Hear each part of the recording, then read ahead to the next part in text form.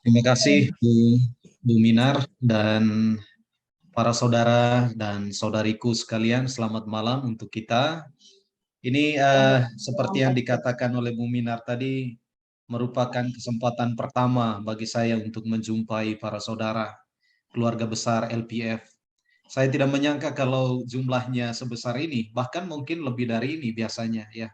eh, saya biasa membimbing kelas-kelas kecil, jadi kadangkala kalau bicara memperhitungkan jumlah yang sedikit itu ya ngalor ngidul ke sana kemari.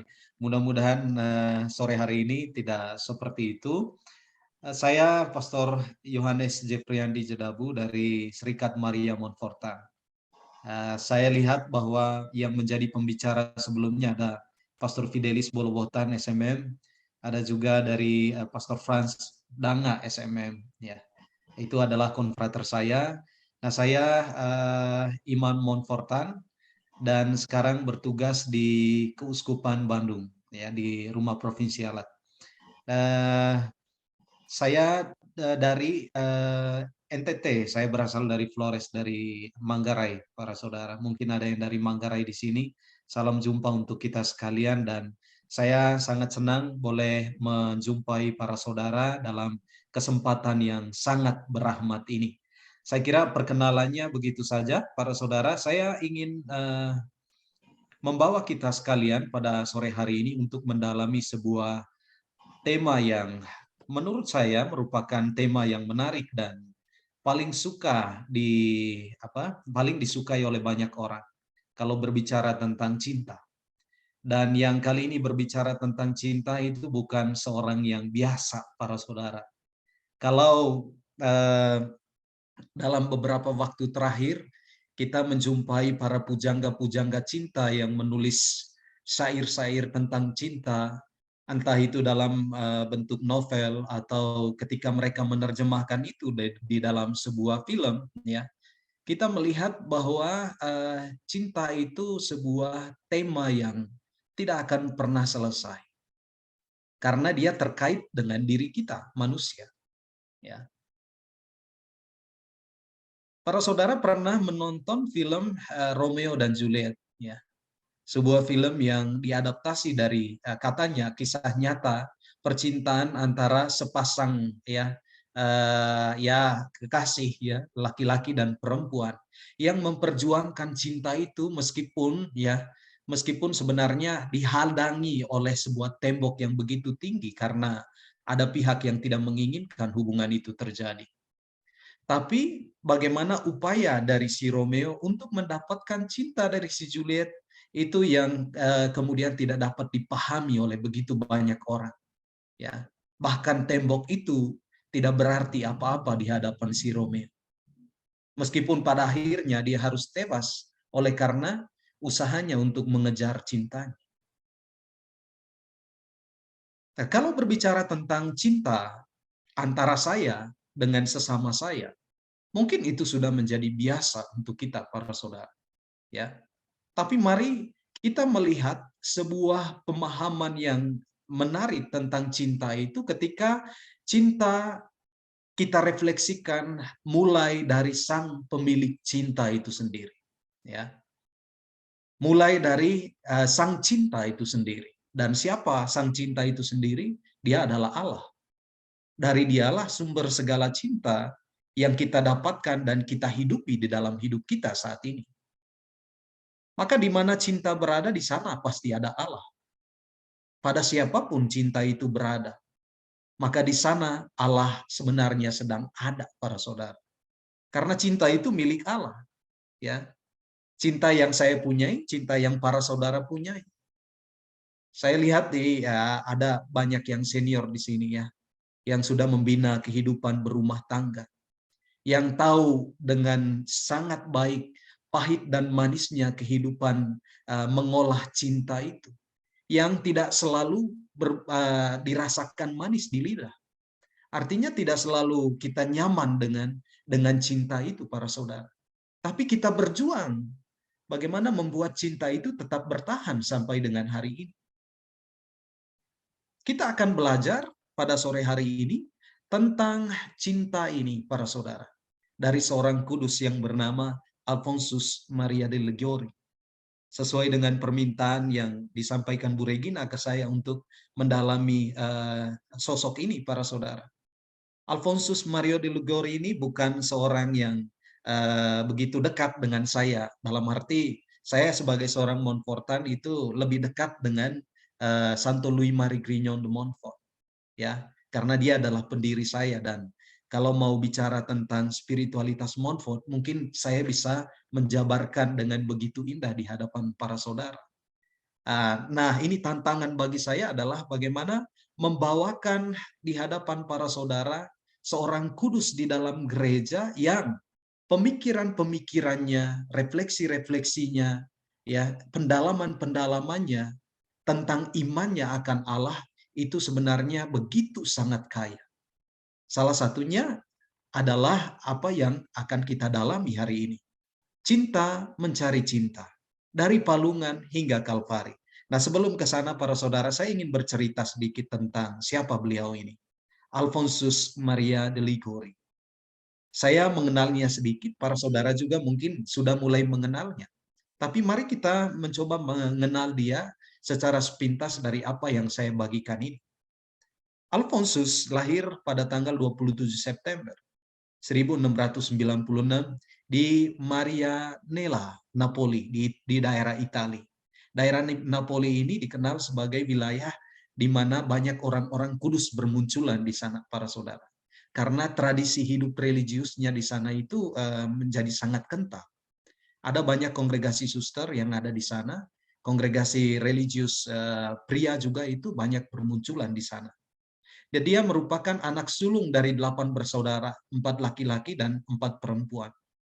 Nah, pada waktu itu, memiliki banyak anak merupakan hal yang sangat biasa untuk keluarga-keluarga. Saya kira bukan hanya di Eropa, kami di Flores juga punya tradisi yang sama. Artinya memiliki banyak anak itu dilihat sebagai sebuah tanda kebesaran. Nah, sekarang berbanding terbalik dengan zaman-zaman kita, ya. Semakin memiliki banyak anak itu semakin repot kita, ya. Maka tidak akan mungkin untuk memiliki banyak anak sekarang. Bahkan di Rusia, ya, di Rusia Putin kemarin mengatakan ya dia akan mensponsori keluarga-keluarga yang mau untuk melahirkan anak di dalam keluarga. Dan maksud Putin itu supaya setelah besar mereka akan dilatih untuk menjadi angkatan bersenjata, siap memegang senjata dan siap berperang. Nah, ini suatu hal yang lain, ya. Nah, dia anak sulung dari 8 bersaudara. Dipermandikan 2 hari setelah dilahirkan di gereja Santa Maria dei Vergini Napoli dengan menyandang 9 nama pelindung surgawi. Namanya cukup panjang, para saudara. Kalau ini ditulis di dalam KTP, kartu tanda penduduk, ya, saya kira ini tidak akan cukup satu KTP itu, karena nama dia cukup panjang. Coba dihitung ada 9, ya, 9 nama, 9 itu yang dia pakai untuk dijadikan sebagai sebuah nama lengkap. Ya, lihat Alfonsus Maria Antonius Johannes Franciscus Cosmas Damian Michael Gaspar. Ini nama panjang dari orang kudus ini. Yang menarik bahwa Alfonsus ini memberikan nama di dalam nama panjangnya itu dengan menambahkan nama Maria. Dan kita sudah langsung bisa menebak bahwa dia juga seorang devosan Maria yang sejati. Kalau nanti punya waktu untuk membaca dan merenungkan tentang orang kudus ini, tulisannya tentang Maria juga itu luar biasa dalam dan maknanya. Ya. Kemudian Don Joseph Felix de Liguori itu adalah ayahnya yang merupakan seorang komandan kapal angkatan laut kerajaan. Ini merupakan jabatan yang cukup bergengsi pada saat itu di daerah Napoli. Maka keluarga si Alfonsus ini termasuk keluarga yang cukup berada, para saudara. Ya. Tapi ayahnya itu punya karakter atau tabiat yang keras, seorang yang ambisius, kadangkala intoleran, suka mengatur dan terkesan kasar. Ya. Sementara ibunya adalah seorang yang saleh, lembut, penuh pengertian dan tekun dalam doa. Dua perpaduan ini, kemudian mampu membesarkan dan mendidik Alfonsus dan adik-adiknya dengan begitu unik dan istimewa. Bagaimana sikap sang ayah mendidik Alfonsus untuk memiliki sebuah sikap yang tegas di dalam hidup, ya, ketegasan di dalam hidup, ya. Karena mungkin ini yang tidak dimiliki oleh si ibu. Nah, tapi ini dimiliki oleh si ayah. Si ayah melengkapi apa yang tidak ada di dalam diri si ibu, dan si ibu juga memberikan warna yang berbeda untuk melengkapi apa yang perlu dimiliki oleh Alfonsus. Ya, ibunya seorang yang sangat lemah lembut. Dia tekun di dalam doa. Ia menanamkan hidup doa dan penyangkalan diri. Nah, dari ibunya Alfonsus belajar mencintai Bunda Allah dan mempraktikkan devosi ini, para saudara. Ya, ya, meskipun ayahnya sering pergi meninggalkan keluarga karena sebagai pelaut, ya kadang lebih banyak pergi, maka si Alfonsus ini lebih banyak bersama dengan ibunya. Ya. Dan ibunya di dalam keseharian mereka menanamkan sebuah semangat hidup menggereja yang sangat kuat mengakar di dalam diri Santo Alfonsus Liguori. Dan ini sangat berpengaruh nantinya di dalam perjalanan hidup Alfonsus ini selanjutnya. Nah, karena mereka merupakan keluarga yang cukup berada, para saudara, maka kedua orang tuanya menyekolahkan Alfonsus ini dan adik-adiknya bukan di sebuah sekolah atau institusi resmi di mana mereka bisa bertemu dengan teman-temannya, tapi Alfonsus ini dipanggilkan guru-guru yang bisa membantu mereka untuk memperdalam banyak hal, mulai dari pengetahuan-pengetahuan umum maupun pengetahuan atau pelajaran-pelajaran agama. Maka dia punya seorang guru privat, ya, seorang imam bernama Domenico, ya. Domenico ini mengajarkan kepada si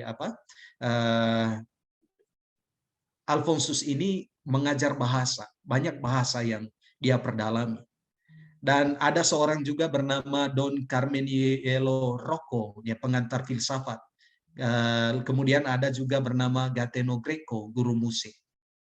Nah, bayangkan ayah dan ibunya itu memikirkan supaya anaknya ini memiliki bakat dan pengetahuan serta pemahaman yang banyak, ya. Ada banyak kemampuan yang mereka harapkan dimiliki oleh Alfonsus ini.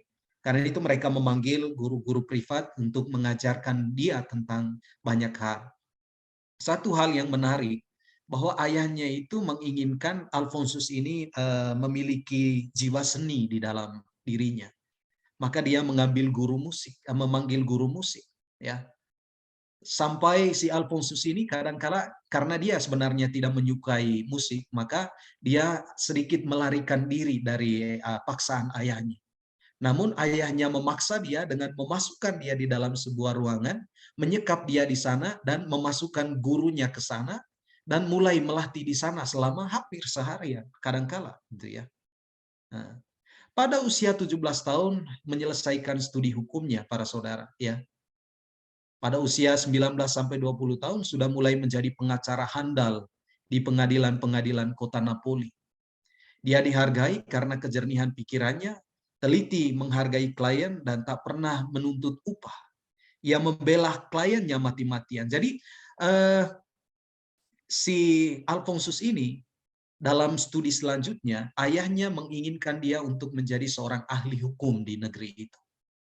Ya, dan ini juga sesuai dengan minat dari si Alfonsus. Pada saat itu di sana terjadi begitu banyak praktik-praktik yang kotor yang terjadi di dalam bidang pemerintahan, dan Alfonsus ingin membersihkan itu semua.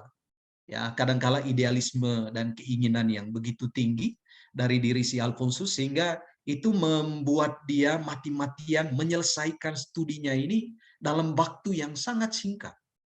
Dan para saudara, dia akhirnya dikenal di seluruh Napoli itu sebagai pengacara muda yang bisa menyelesaikan kasus-kasus berat yang terjadi di kota Napoli itu. Dan dia sangat disegani, dihormati di sana. Namun dalam perjalanan selanjutnya, dia mengalami sebuah kekalahan yang luar biasa. Dan ini membuat dia berpikir untuk menyelesaikan karirnya sebagai pengacara. Kita sebut itu sebagai titik balik dari perjalanan hidup dari si Alfonsus ini. Dia kalah dalam sebuah kasus. Ya. Kasus yang diperjuangkannya mati-matian, ya, dan dia sangat menginginkan supaya dia menang dalam kasus itu karena yang menjadi kliennya itu adalah seorang ibu yang sangat sederhana dan biasa, dan dia ingin membantu ibu ini tapi dia kalah, ya. Maka dia berhenti menjadi pengacara karena praktik kotor pengadilan. Andaikan dia hidup pada saat ini, mungkin kita bisa pinjam dulu ke Indonesia untuk menyelesaikan kasusnya si Sambo ini, ya. Tapi ya itu nggak mungkin karena kejeniusan si Alfonsus ini mendapat tempat di hati banyak orang pada saat itu. Nah, kita melihat ada sebuah masa peralihan sekarang. Masa peralihan dari romantisme ketika dia menikmati karirnya sebagai pengacara, atau dia mau memutuskan untuk memulai sebuah cara hidup yang baru. Ya. Dan rupanya para saudara, si Alfonsus ini bertemu dengan sebuah kutipan kitab suci yang mengubah seluruh arah hidupnya kemudian. Ya. Apa itu? Itu dari Markus bab 8 ayat 36. Di sana dikatakan, apa gunanya memperoleh seluruh dunia tetapi menderita kehilangan jiwa. Ini merupakan refleksi Alfonsus setelah dia melewati masa-masa yang cerah di dalam hidupnya, masa-masa yang indah di dalam karirnya, bersama dengan orang-orang yang telah dibantu. Dia mendapatkan sanjungan dan pujian. Dan sanjungan dan pujian ini yang kadangkala membuat dia menjadi tinggi hati. Ya. Dia dihormati sebagai pengacara yang terkenal, dicari di mana-mana. Ya. Nah, seperti sekarang kadangkala ada romo-romo tertentu yang dicari di mana-mana gitu ya. Kemana dia memberikan seminar, ke sana juga umat lari dan ingin mendengarkannya. Nah, Alfonsus ini dia mengalami sebuah masa peralihan dan dia berpikir, Tuhan, saya telah mendapatkan banyak hal dalam hidup saya selama ini. Dan semua itu telah cukup bagi saya. Ya, kini saatnya bagi saya untuk memperoleh apa yang perlu bagi kehidupan saya, bukan hanya di sini, tapi di kehidupan saya kemudian hari bersama dengan Engkau. Nah, kalimat ini yang dia baca dan dia renungkan sampai kemudian membuat keputusan untuk mau memasuki sebuah kehidupan baru di dalam panggilan menjadi seorang calon religius. Maka pada pertengahan Oktober 1770, Alfonsus ini resmi diterima menjadi calon imam melalui sebuah tahap yang tidak mudah, karena dia berhadapan dengan sosok ayah yang ayah yang tidak menghendaki supaya Alfonsus ini menjadi seorang imam. Ayahnya itu berjuang mati-matian. Tapi bagaimanapun juga Alfonsus ini sudah menemukan sebuah jalan yang tidak bisa diubah lagi oleh siapapun. Dan inilah yang nanti kita lihat bahwa Alfonsus menyebut ini sebagai sebuah jalan cinta. Ya. Jalan cinta itu tidak bisa kalau cinta sudah bersabda di dalam diri seseorang, tidak bisa diubah oleh apapun para saudara.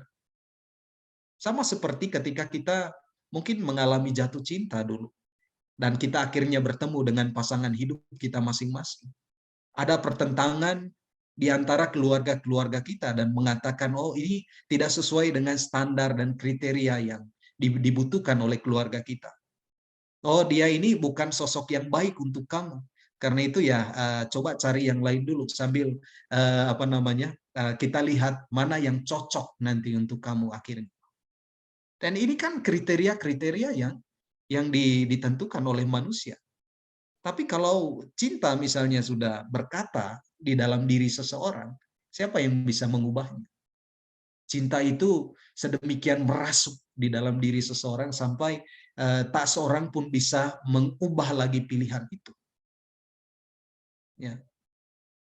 Akhirnya kita sekarang punya pasangan hidup yang membuat kita itu bahagia. Ya tidak para saudara, ya. Sampai hari ini para saudara hidup bahagia dengan pasangan yang dulu pernah diragukan, pernah dipertanyakan, kamu mampu tidak untuk untuk hidup bersama dengan anak saya ini nanti? Ah, kamu nggak ada apa-apanya. Tapi dalam perjalanan waktu, cintalah yang membuktikan pilihan kita itu tepat, para saudara. Ya, itulah yang terjadi di dalam diri Alfonsus ini. Nah, dia kemudian studi teologi berlangsung 3 tahun 2 bulan, ya, dari 3 Oktober 1723 sampai Desember 1726. 3 bulan dalam masa studinya dia mengalami sakit yang berat, ya. Lalu kemudian dia sempat diberi perminyakan suci, ya. Pada 21 Desember 1726, Alfonsus menerima tabisan imam di gereja Katedral Napoli sebagai imam projo. Dia seorang imam projo, para saudara. Meskipun akhirnya nanti dia mendirikan sebuah kongregasi besar yang kita kenal sebagai Kongregasi Redemptoris itu, CSSR di Indonesianya. Ya. Nah, dalam usia 66 tahun, dia diangkat menjadi uskup Agatha pada tanggal 20 Juni 1762. Dan tahun 1787, dalam usia 91 tahun, dia meninggal dunia di Pagini, Italia. Ya, usia 91 tahun. Usia yang sangat luar biasa, para saudara. Saya ingin kembali sedikit dalam gambar ini yang saya tampilkan di hadapan kita. Ini gambar Alfonsus Maria de Liguori, seorang yang memiliki dedikasi dalam pilihan yang dia pilih, ya. Panggilan hidupnya sebagai seorang imam dan sebagai seorang gembala. Sampai akhir hidupnya, kesehariannya itu adalah seperti ini, para saudara. Dia mengabdi kepada Sang Cinta. Dia mendapatkan cinta itu, dan dia mau hidup di dalam cinta itu, dan yang kemudian dilihat oleh orang kemudian adalah bahwa mereka melihat praktik hidup kasih itu yang hidup di dalam diri Alfonsus Maria de Liguori. Sekarang saya ingin mengatakan sedikit tentang spiritualitas Alfonsus Maria de Liguori. Ya. Yang pertama, tentang keselamatan. Bagaimana Alfonsus Maria de Liguori ini mengatakan tentang keselamatan itu. Dia mengatakan demikian, Tuhan mengasihi manusia dan ingin menyelamatkan manusia dengan cara hidup cinta. Allah mengasihi dengan satu bahasa. Apa bahasa Allah? Kalau para saudara tahu, mungkin bahasa Allah itu bukan bahasa Korea, ya. Bahasa Allah itu bukan bahasa bahasa Tegal, bahasanya orang Jawa Timur, atau bahasanya orang Flores. Bahasanya Allah itu adalah apa yang dikatakan di dalam 5 huruf, CINTA, kasih, atau KASIH, kasih. Allah mengasihi manusia dan menyelamatkan manusia dengan cara hidup cinta. Maka kalau memandang Allah, memandang keselamatan yang dibawa oleh Allah, itu memandang kasih. Ya. Allah bertindak dengan kasih. Dia menyelamatkan kita hanya karena kasih. Yang sebenarnya kita tidak pantas lagi untuk mendapatkan perlakuan yang demikian. Kita sebenarnya karena dosa-dosa yang kita lakukan, kita sudah tidak pantas lagi untuk disebut sebagai anak Allah, para saudara. Tapi menurut Alfonsus, keselamatan itu terjadi justru karena Allah dengan kasih yang dimilikinya mau menjadikan kita kembali sebagai anak-anaknya yang terkasih. Maka menghidupi keselamatan itu tak lain adalah menghidupi kasih yang dikaruniakan Allah kepada kita masing-masing. Sehingga orang-orang Kristen itu adalah orang-orang yang harusnya hidup di dalam kasih itu, diwarnai oleh kasih itu. Ya. Itu yang pertama, para saudara, ya. Nah, yang kedua tentang kekudusan, ya. Kata Alfonsus, kekudusan itu dicapai dengan cara hidup cinta Tuhan terhadap manusia dan cinta terhadap manusia bagi Tuhan. Apa artinya ini, ya? Kekudusan itu dicapai dengan cara hidup cinta Tuhan terhadap manusia. Pertama begini, kita melihat dulu bagaimana cara Allah menyelamatkan dan menguduskan kita sekalian. Kita adalah orang-orang yang berdosa, para saudara. Tapi Tuhan tidak mau memandang itu sebagai alasan untuk membuang kita. Justru itu menjadi alasan bagi dia untuk mendekatkan dirinya semakin dekat, dekat, dekat, dan lebih dekat lagi dengan kita. Ya. Nah, saya pernah memberikan sebuah permenungan tentang ini, para saudara, tentang bagaimana relasi antara kita dengan Allah. Saya memberikan sebuah gambaran begini. Ini sebuah tali ya, para saudara. Di sebelahnya ini Allah, kemudian di sebelahnya ini adalah manusia. Manusia. Allah memegang satu tali, ya, di sebelahnya, manusia memegang satu tali di sebelahnya. Maka ketika gambarannya seperti ini, artinya manusia itu ada dalam persekutuan yang erat dengan Allah. Ya. Manusia ada di dalam hati Allah, Allah hidup di dalam diri manusia. Tapi apa yang terjadi kemudian? Dosa itu, para saudara, adalah bukan tindakan Allah untuk memutuskan tali ini, tetapi pilihan manusia untuk mengambil pisau dan memutuskan tali yang menghubungkan kita dengan Allah. Ya. Saya berpikir, nggak perlu ini, maka saya mengambil pisau dan membuat tali itu menjadi terputus dan nggak connect lagi. Maka dosa itu adalah keadaan di mana kita sedang tidak connect dengan Allah, para saudara. Ya. Tapi bagaimana cara Allah membawa kita kembali untuk ada di dalam konektivitas itu, keterhubungan itu, usahanya itu adalah bagaimana dia menghubungkan kembali tali yang putus tadi itu menjadi terhubung kembali. Ya.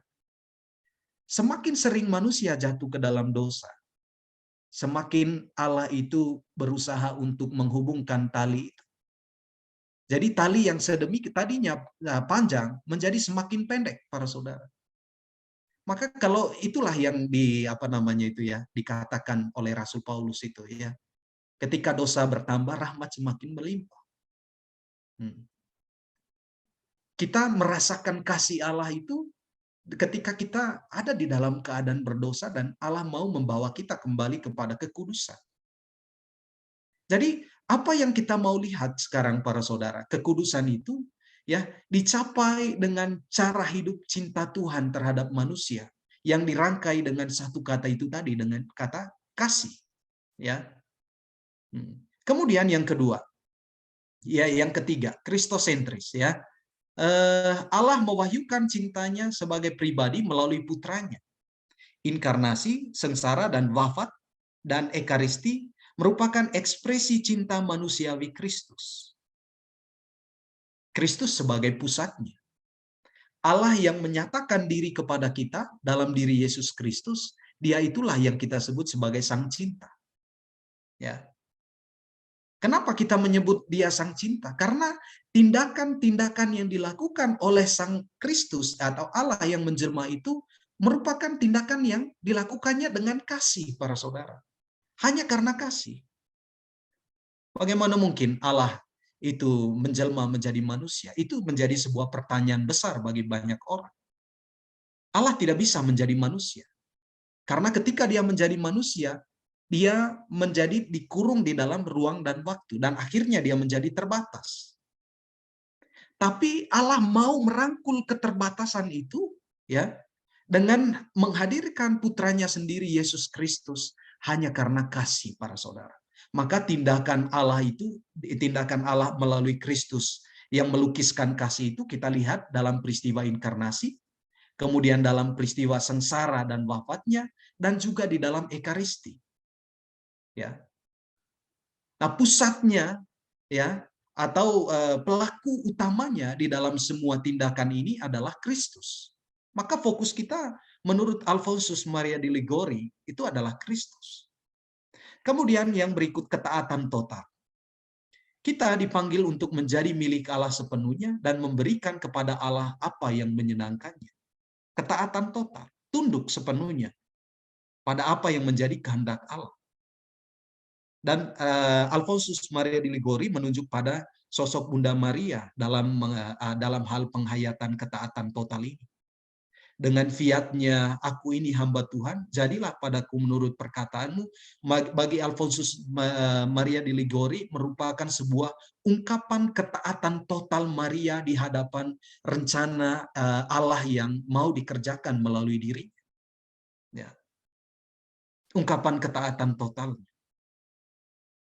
Dan ungkapan ketaatan total yang paling utuh dan paling sempurna, kemudian kita dapatkan di dalam diri Kristus.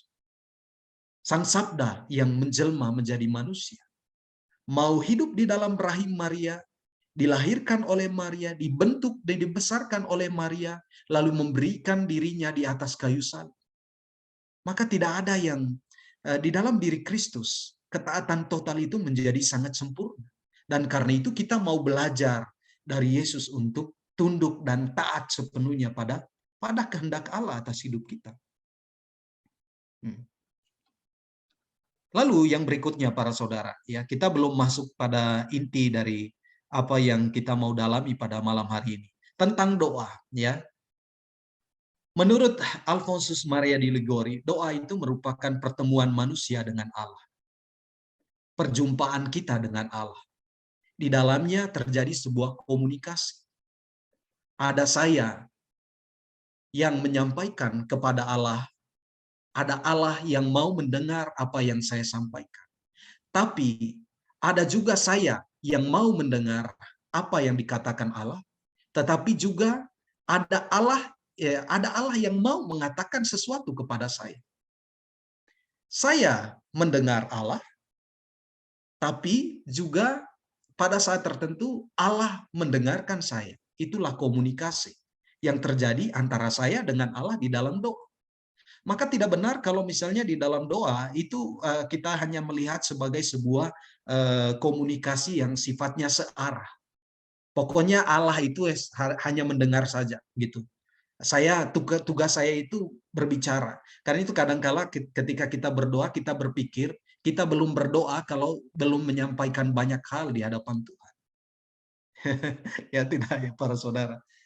Entah kenapa ya Romo ya, kalau saya berdoa itu kurang mengena kalau misalnya saya tidak mengatakan banyak hal. Tapi begitu saya tumpahkan semuanya di hadapan Tuhan, ya saya akhirnya merasa lega karena ya sudah tersampaikan semuanya. Lalu saya bertanya kemudian, kapan kamu mendengarkan Allah? Di mana kamu bisa mendengarkan Allah? Oke, kita bisa mendengarkan Allah dimanapun. Tapi komunikasi yang intens dengan Allah itu para saudara terjadi di dalam doa. Dalam dan melalui doa. Doa yang seperti yang tadi kita lakukan dalam kegiatan kita pada sore hari ini. Di sana ada sebuah komunikasi. Kita berbicara, Allah mendengar. Dan pada saat tertentu kita mendengar Allah yang berbicara. Tapi pada saat yang lain ada kesempatan di mana saya dengan Allah itu tidak berbicara apa-apa, hanya hening yang terjadi. Ya. Nah, kata Alfonsus, doa itu pertemuan manusia dengan Allah dan sebagai kerjasama manusia dengan Allah. Karya dan kerasulan disatukan dengan doa dan kontemplasi, para saudara. Maka ya kadangkala jangan juga salah mengerti. Orang kadangkala mengatakan ya, yang penting bekerjalah. Untuk apa kemudian berdoa? Atau orang mengatakan ya berdoa saja, tidak usah bekerja. Tapi menurut Alfonsus Maria di Liguori, kamu harus melihat doa itu ya, karya dan kerasulan kita itu tidak ada artinya tanpa doa. Maka dia disatukan ya, karya dan kerasulan kita itu harus disatukan dengan doa dan kontemplasi. Kemudian Maria adalah kooperatrix, pekerja sama dalam karya keselamatan. Saya menemukan istilah ini baru sekali ini saya temukan ya. Kalau selama ini kan kita menemukan mediatrix ya. Lalu kali ini Alfonsus Maria di Liguori memberikan sebuah istilah yang saya juga baru tahu. Oh ada istilah Maria adalah kooperatrix, pekerja sama. Ya, bisa digambarkan seperti ini para saudara ya. Ada sebuah proyek bersama. proyek itu katakanlah kalau misalnya dikatakan proyek itu adalah milik saya di dalam perusahaan saya, ya. Maka supaya supaya perusahaan ini bisa berjalan dengan baik, maka saya memerlukan orang-orang di luar sana sebagai mitra, ya. Nah, mitra ini orang yang ada di luar, tetapi seperti menjadi bagian inti dari perusahaan yang saya miliki, karena dia ikut memberikan sumbangsi untuk kelancaran atau upaya yang untuk memajukan perusahaan ini. Maka saya tidak bisa menyepelekan dia. Justru kehadiran dia membantu saya untuk menyelesaikan semuanya dengan baik. Nah, kalau Maria dilihat sebagai kooperatrix, pekerja sama, dalam hal para saudara, ya ketika kita memperhatikan peristiwa penjelmaan itu, inkarnasi, sabda yang menjelma menjadi manusia, sebenarnya siapa Maria ini? Dia tidak lebih dari manusia, sama seperti kita. Tapi Allah membutuhkan kehadiran Maria untuk menyukseskan salah satu misi besar Allah di dalam apa namanya itu karya keselamatan itu. Bisa dia tanpa Allah, ya bisa dia tanpa Maria. Artinya Allah itu bisa melakukan apapun tanpa Maria. Tapi dia membutuhkan perempuan ini ya untuk bisa bekerja sama dengan dia ya dalam rangka membawa kembali atau dalam rangka penebusan itu terjadi ya. Oke. Nah, sekarang itu tadi pemikiran-pemikiran dari Alfonsus Maria de Ligori. Masih ada banyak para saudara, tapi saya hanya mengatakan beberapa. Sekarang kita mau melihat tentang pemahaman atau pendalaman beliau tentang cinta. Ya, saya memberi judul di sini Alfonsus dan Cinta. Kita bertanya, apakah tema tentang cinta ini menjadi tema sentral di dalam spiritualitas yang diajarkan oleh Alfonsus Maria de Ligori?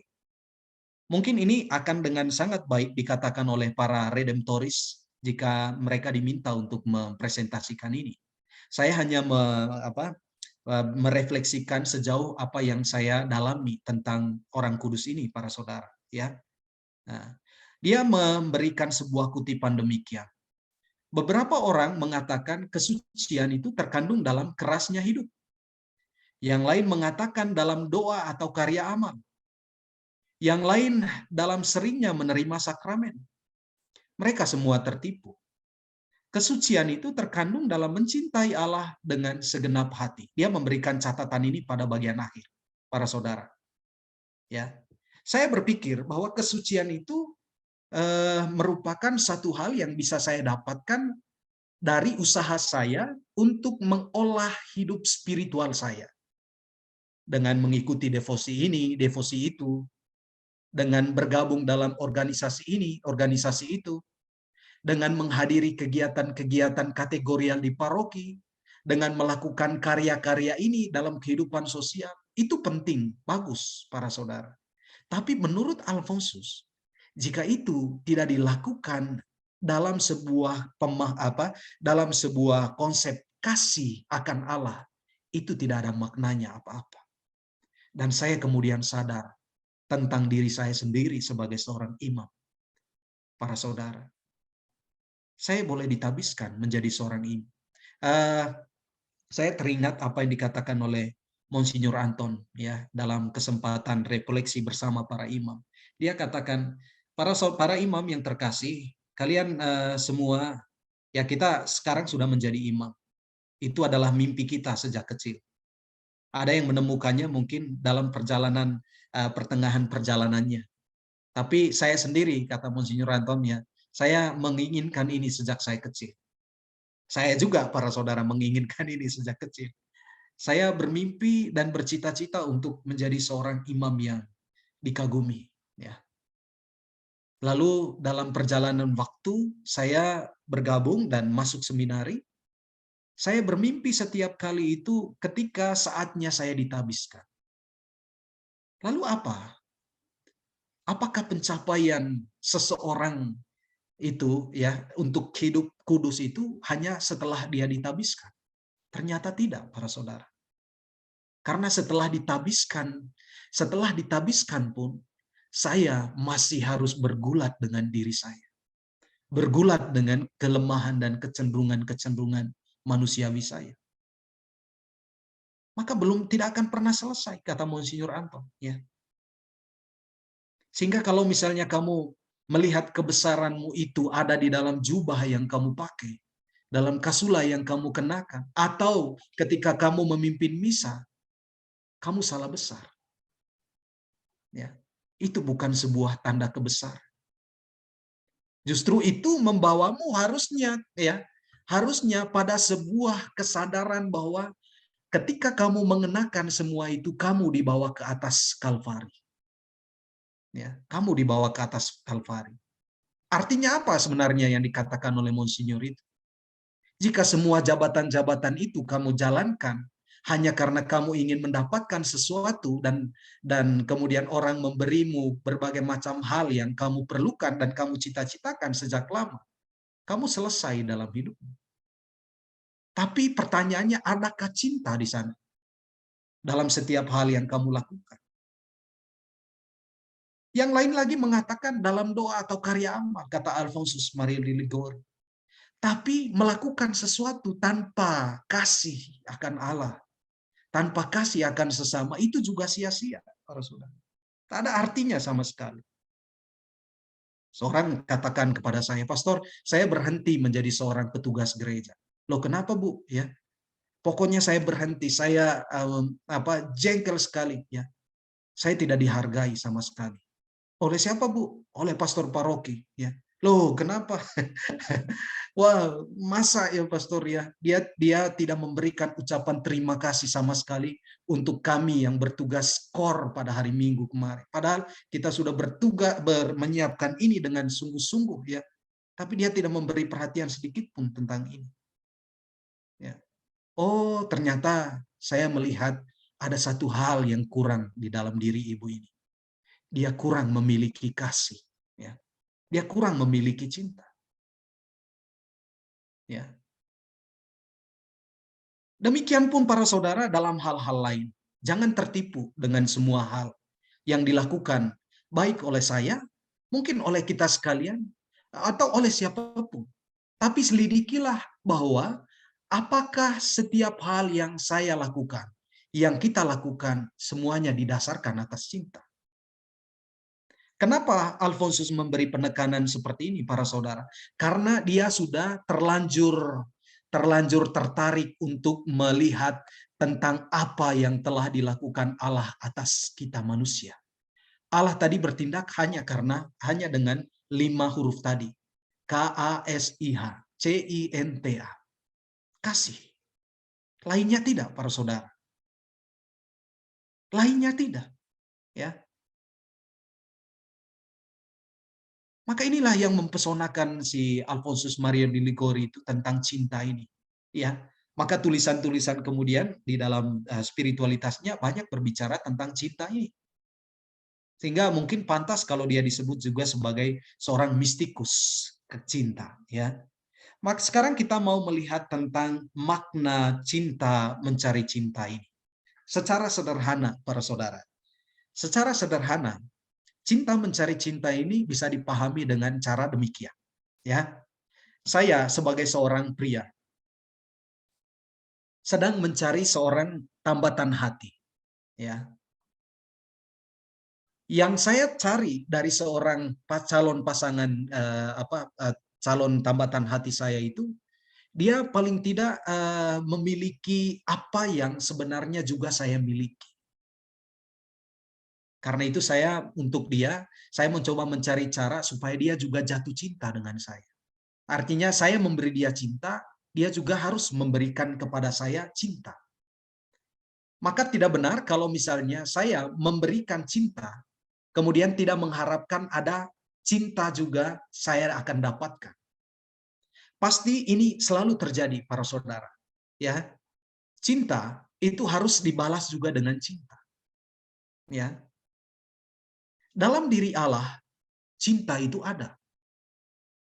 Dan dia memberikan atau mendefinisikan dirinya sebagai sang cinta itu sendiri. Mungkinkah Allah itu tidak membutuhkan cinta dari kita manusia? Para saudara, adakah dia tidak membutuhkan itu dari kita dan mengatakan, ya terserah kamu mau bikin apa, ya. Yang penting saya sudah memberikan segala-galanya untuk. Sementara kita tahu bahwa di dalam seluruh isi ajaran Alkitab, kita kadangkala melihat Allah itu sebagai seorang pencemburu. Ya. Allah itu cemburu para saudara, ya. Cemburunya Allah itu karena apa? Karena cinta yang dia berikan kepada manusia tidak sepadan dengan balasan yang diberikan oleh manusia kepada. Bukankah itu juga suatu hal yang sering kali kita alami terjadi di dalam hidup kita? Cinta yang tak berbalas itu adalah suatu hal yang sangat menyakitkan. Dan orang bisa mengalami depresi bahkan mengakhiri hidupnya hanya karena cintanya tidak terbalas. Bagaimana mungkin Adam dan Hawa itu merasa biasa-biasa saja ketika mereka sudah diberikan segala-galanya, lalu Allah mengatakan, Adam dan Hawa, tolong ya, jangan kamu melanggar apa yang saya perintahkan ini. Buah yang di dalam taman itu, di tengah-tengah taman itu, tidak boleh kamu makan. Ya. Saya boleh memberikan semuanya kepadamu, tapi tolong yang satu ini jangan kamu ini. Ya. Tapi kemudian Adam dan Hawa, kita tahu ceritanya, mereka memilih untuk melawan apa yang sudah dilarang oleh Allah itu. Itukah balasannya. Kalau Jumat Agung itu kita sering mendengar lagu yang begini para saudara. Hai umatku, apa salahku padamu? Ya, aku salahku apa kepadamu? Ketika engkau lapar, aku memberi engkau makan. Ketika engkau lapar, aku memberi engkau makan. Ketika engkau haus, aku memberi engkau minum. Ketika engkau dalam keadaan dalam kesendirian, aku datang untuk memberi engkau penghiburan. Lalu sekarang itukah balasanmu untuk? Para saudara, ini sebenarnya mengatakan dengan sangat kuat bahwa Allah sebenarnya sebagai Sang Maha Cinta itu sendiri juga membutuhkan sebuah respon atau feedback balik dari manusia sebagai sasaran di mana cintanya itu dialamatkan. Dia juga membutuhkan balasan cinta yang sama. Ya. Inilah artinya cinta mencari cinta itu.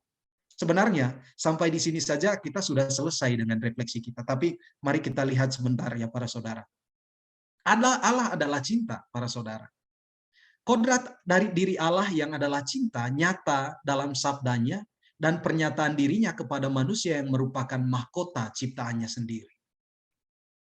Jika bukan karena cinta, bagaimana dia bisa mendandani manusia seperti dia menjadikan dirinya sendiri? Dan ketika dia memandang misalnya Bu Regina, dia melihat ada dirinya di sana, ya. Oke. Kemudian para saudara, penciptaan manusia menyatakan bahwa dalam diri manusia Allah menggoreskan cintanya. Allah menghendaki manusia pertama menjadi insan pencinta. Allah tidak menginginkan Adam itu hidup sendiri, maka dia menjadikan Hawa untuk hidup bersama dengan Adam. Dan relasi antara Adam dan Hawa ini merupakan relasi yang terjadi antara dua insan yang saling mencintai satu sama lain. Tapi dari mana cinta Adam dan Hawa ini? Kalau bukan Allah yang telah menempatkan itu di dalam diri. Cinta antara Allah dan manusia selalu memiliki hambatan, sebab manusia kerap tidak menjawab komunikasi cinta Allah. Oleh karena itu, dengan kekuatan cintanya, Allah berinisiatif menjalin dialog yang sempurna dengan manusia melalui peristiwa inkarnasi. Inkarnasi terjadi supaya manusia mampu memberikan jawaban yang sempurna terhadap dialog cinta dengan Allah. Saya tidak tahu para saudara ya, sejak mungkin para saudara pernah membaca buku yang ditulis oleh Uskup Fulton Sheen, ya. Di dalam buku itu dia pernah menulis sebuah pernyataan yang mengatakan bahwa sejak manusia jatuh ke dalam dosa, Allah sudah tidak lagi jatuh cinta dengan manusia. Allah seperti mengangkat kakinya dari dalam diri manusia. Tapi kapan Allah jatuh cinta lagi dengan manusia? Allah jatuh cinta lagi dengan manusia dalam dan melalui diri seorang perempuan bernama Maria, kata Fulton Sheen. Penyebab Allah jatuh cinta lagi itu adalah Maria, menurut dia. Adam dan Hawa, manusia pertama, ya, itu mereka menolak cinta Allah itu. Tapi Maria menanggapi cinta Allah itu dengan memberikan seluruh dirinya itu menjadi milik Allah total, menjadi milik Allah. Ya, maka Allah ketika misalnya dia jatuh cinta lagi, cintanya itu berbalas, para saudara. Dan menyenangkan bahwa cinta yang berbalas itu berbuah dengan cinta yang sempurna. Karena dari perempuan yang istimewa ini lahirlah sang penebus, sang cinta itu sendiri. Ya. Saya meminta satu orang mungkin untuk membaca ini. Apakah siapa tadi, Bu Mariam tadi bisa membaca kutipan ini, Bu? Bisa, Bu? Saya bisa, Pastor. Silakan, Bu Minar. Apa yang engkau inginkan dari saya dengan semua rahmat yang engkau berikan kepada saya? Ya, saya mengerti. Karena engkau amat mencintai saya. Engkau ingin agar aku juga mencintai engkau dengan amat sangat dan menjadi kepunyaanmu. Surat Alfonsus di dalam buku novena kepada Santa Teresa. Ya, apa yang engkau inginkan dari saya, Tuhan? Ya, kata Alfonsus. Dengan semua rahmat yang engkau berikan. Coba sekarang para saudara, pertanyaan ini kita alamatkan kepada diri kita masing-masing. Ya. Apa yang engkau inginkan, Tuhan? Dengan semua hal yang telah engkau tunjukkan kepada saya di dalam hidup saya. Di dalam pengalaman-pengalaman senang, di dalam pengalaman sukacita, maupun di dalam pengalaman-pengalaman menyedihkan. Apa yang engkau inginkan? Dan Tuhan, setelah saya melihat semuanya, ternyata saya sudah mulai mengerti.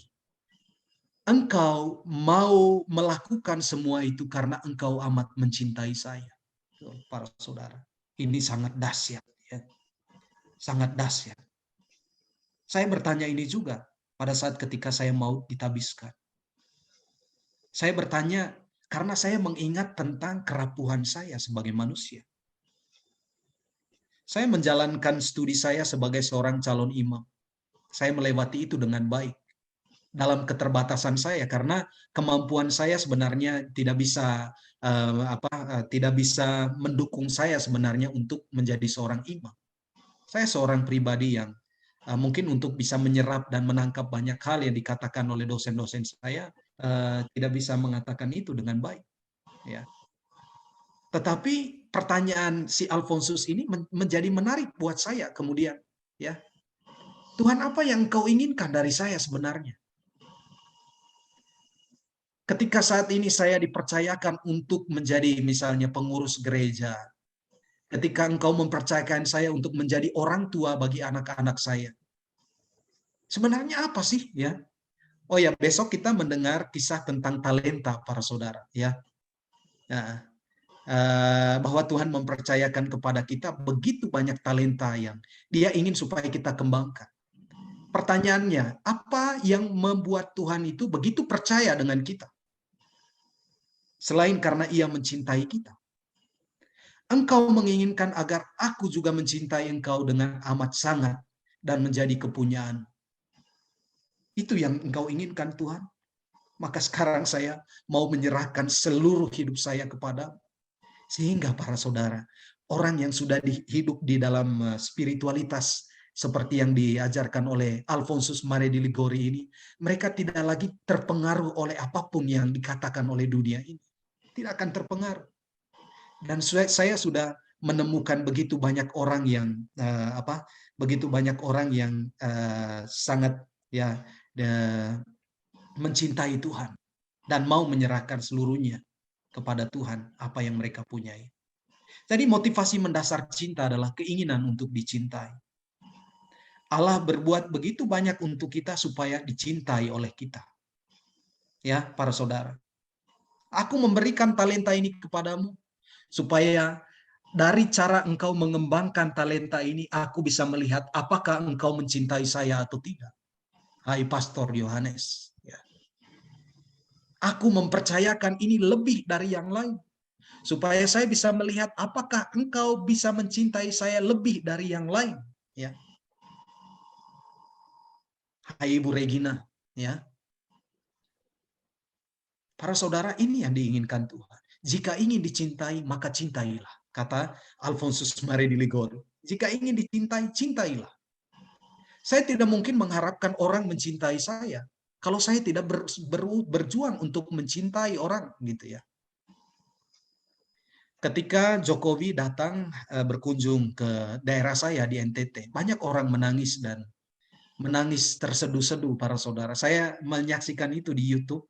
Saya tidak berada di sana, tapi saya menyaksikan bagaimana ungkapan cinta mereka terhadap seorang pemimpin yang meskipun mungkin juga masih ada kekurangannya, tapi mereka sudah terlanjur melihat bahwa di dalam diri Pak Jokowi ini sudah hanya terdapat satu kata itu tadi, cinta.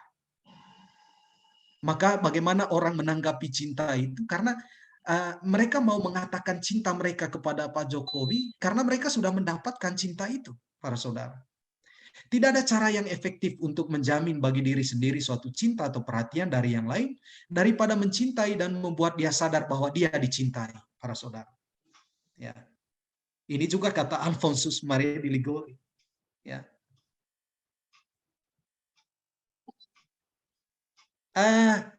Misalnya contoh yang sederhana, para saudara, terhadap anak-anak kita di rumah, ya.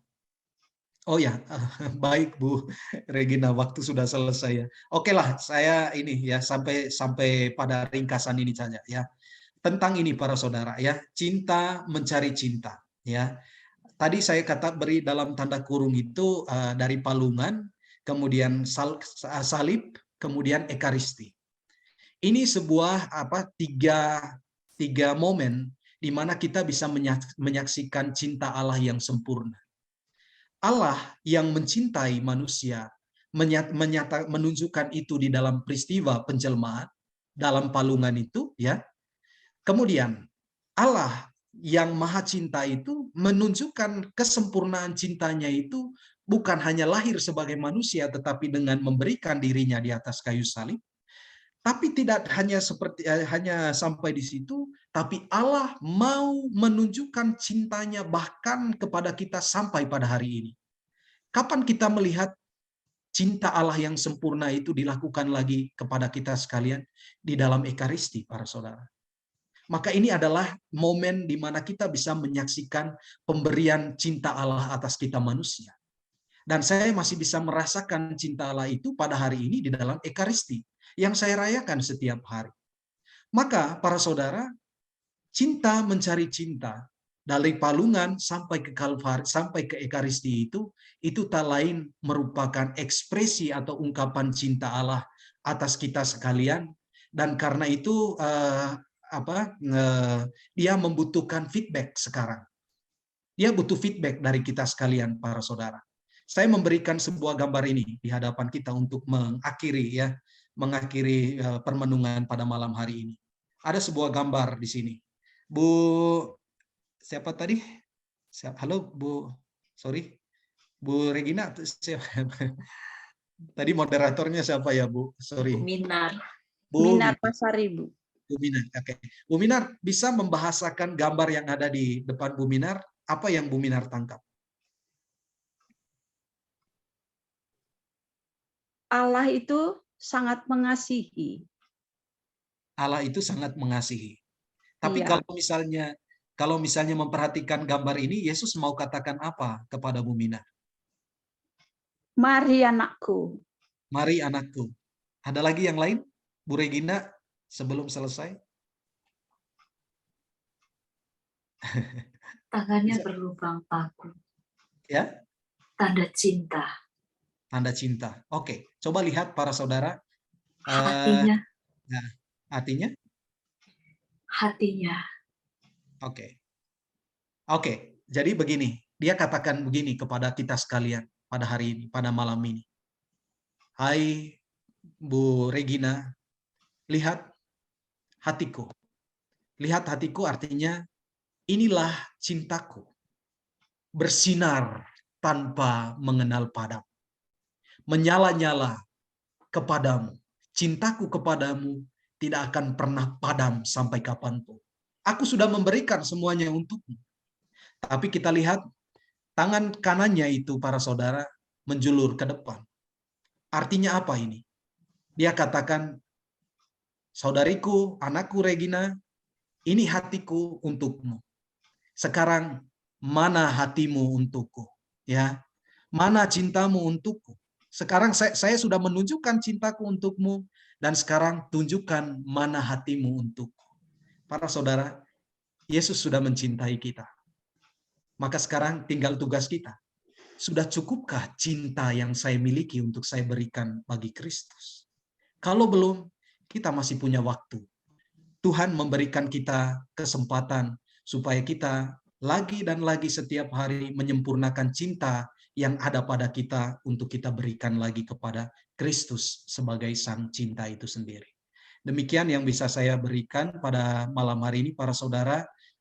Semoga bisa sedikitnya bermanfaat untuk semakin memantapkan kita mencintai Allah lagi dengan sepenuh hati kita. Demikian saya kembalikan ke Bu Puan. Terima kasih.